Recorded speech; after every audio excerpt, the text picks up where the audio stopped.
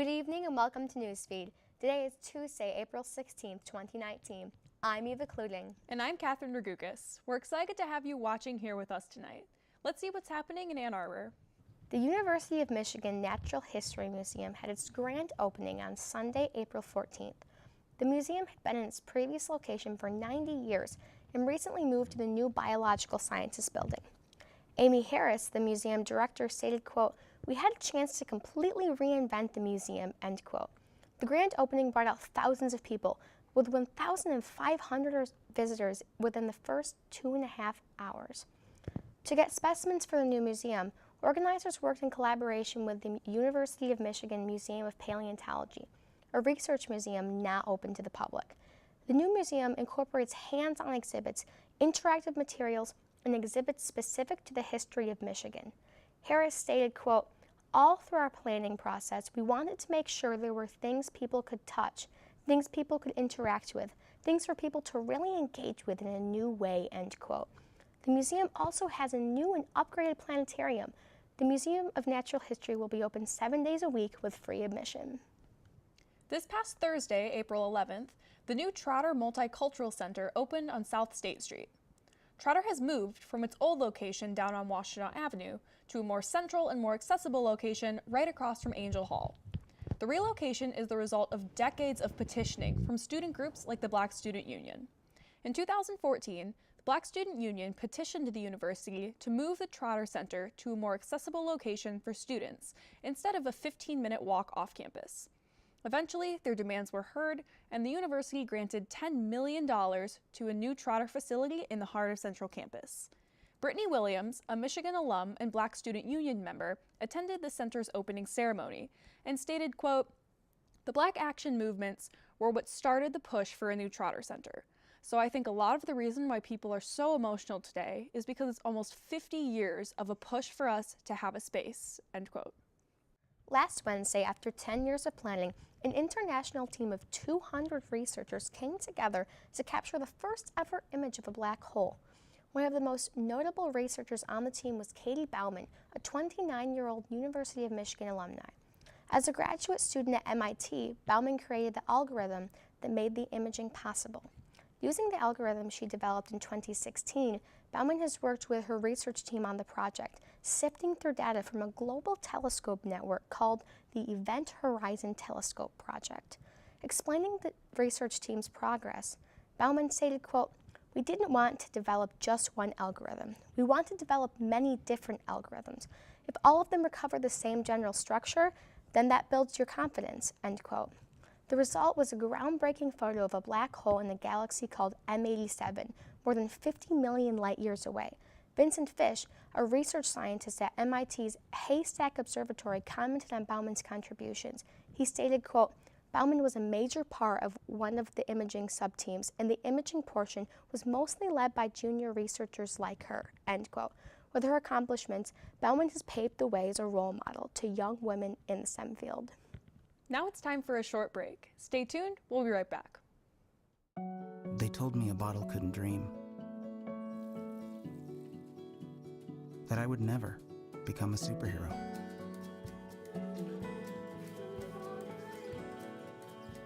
But I learned how to fly.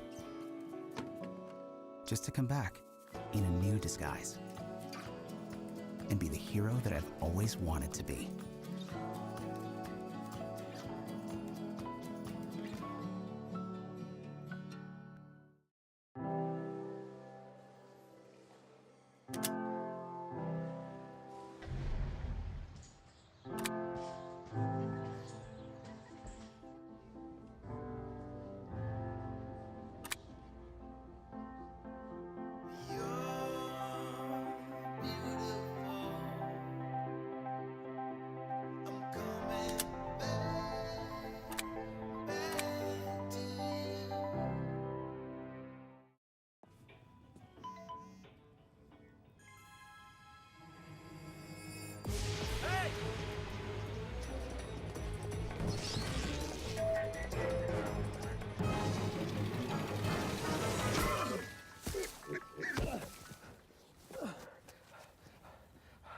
So, same time next week? Well, of course.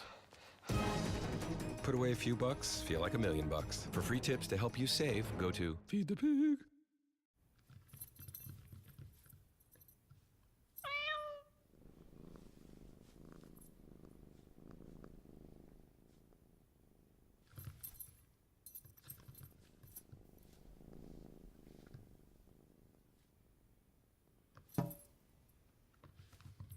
There's a shelter pet who wants to meet you. Meet one today.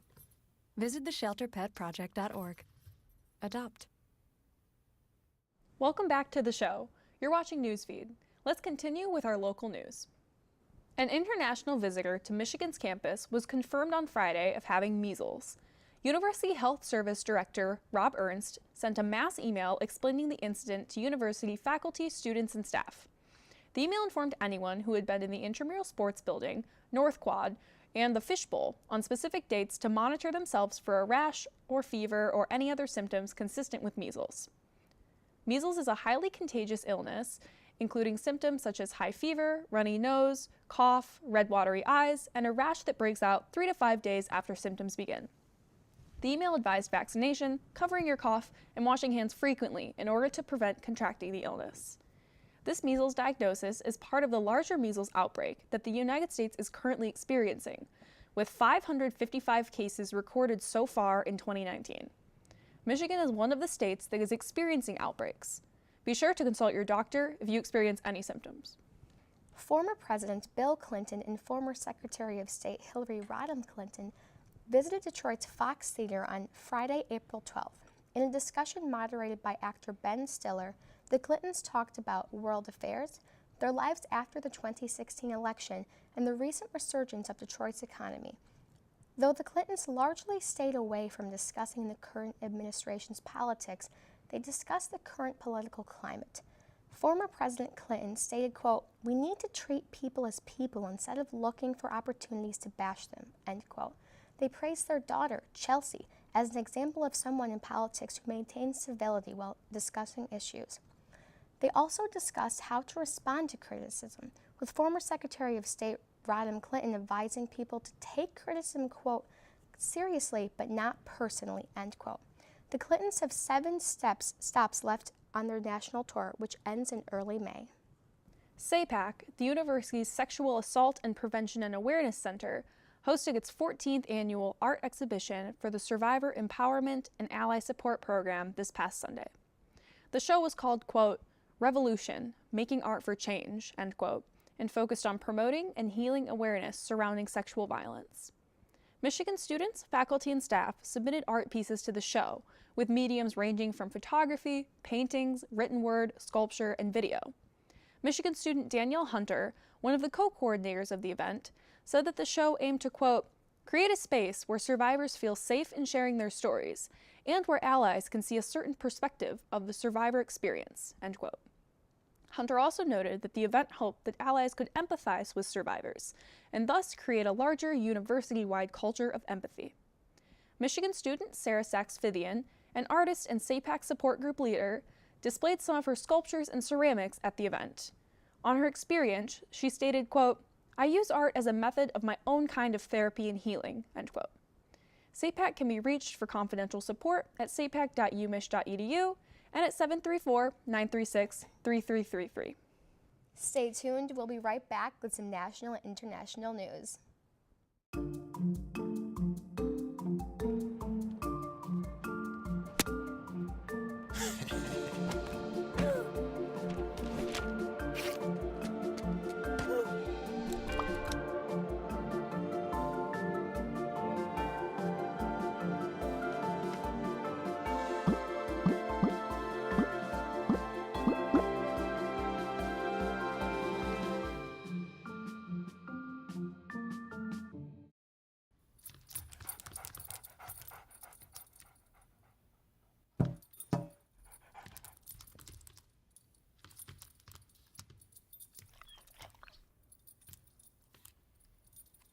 There's a shelter pet who wants to meet you.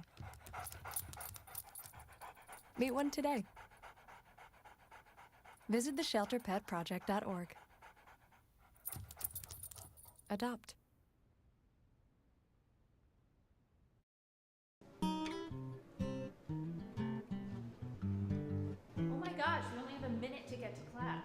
What? Well, alright, I need to go get some water from the vending machine. I'm gonna be eco-friendly and fill up my water bottle. Well, I guess I'll see you in class. Alright.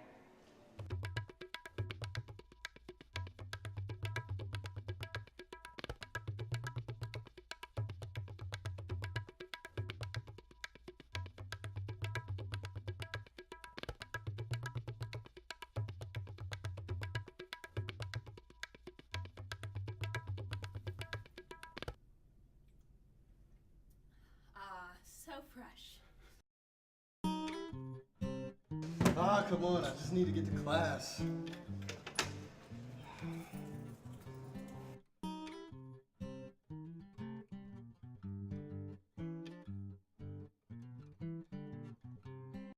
Welcome back to Newsfeed. Now it's time for some national and international news. In 1838, 272 slaves were sold by Georgetown Jesuits in order to, quote, secure the future of the institution, end quote. On Friday, it was announced that 2/3 of Georgetown undergraduates voted for a non-binding referendum to pay the descendants of the individuals sold by Georgetown. All undergraduate students will pay $27.20 in their tuition to go to the families of the individuals who were sold. Newsfeed spoke to a student at Georgetown about the event. She said, quote, I think that the students taking this matter into their own hands is admirable. However, I believe that it should really be the university itself establishing this fund. I may benefit from Georgetown, but then the question is raised, should I be the one to pay when the same institution which led to the sale of my people's ancestors was the same one to say that my family was trapped in?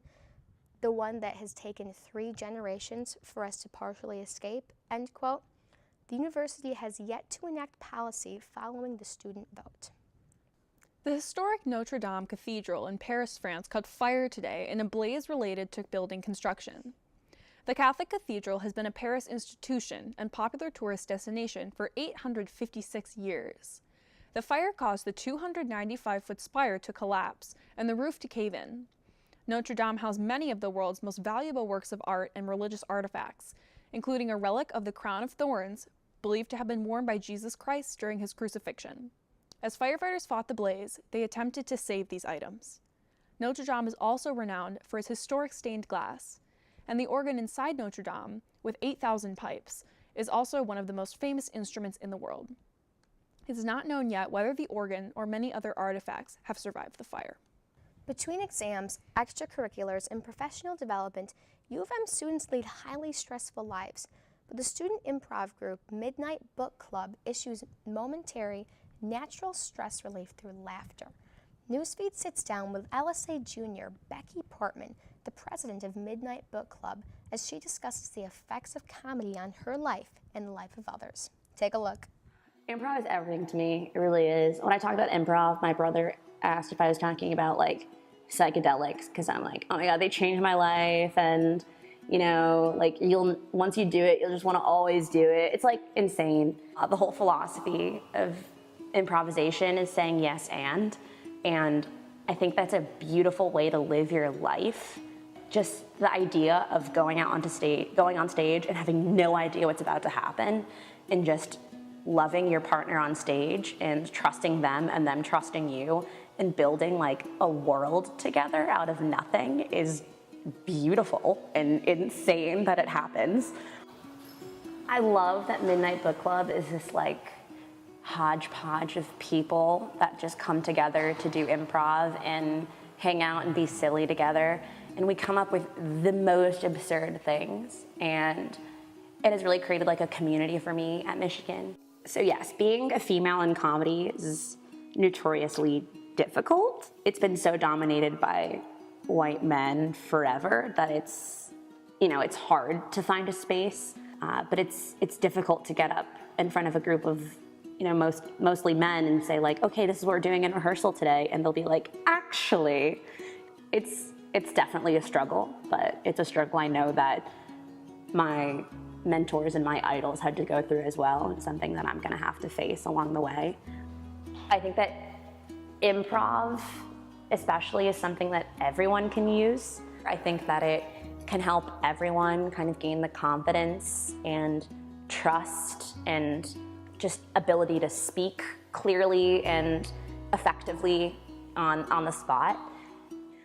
I think if you live your life like an improv scene, then you'll just cruise on through. So I guess my last words are say yes and. Well, that's all we have for you tonight. I'm Catherine Ragoukas. And I'm Eva Cluding. And you've just been Newsfed.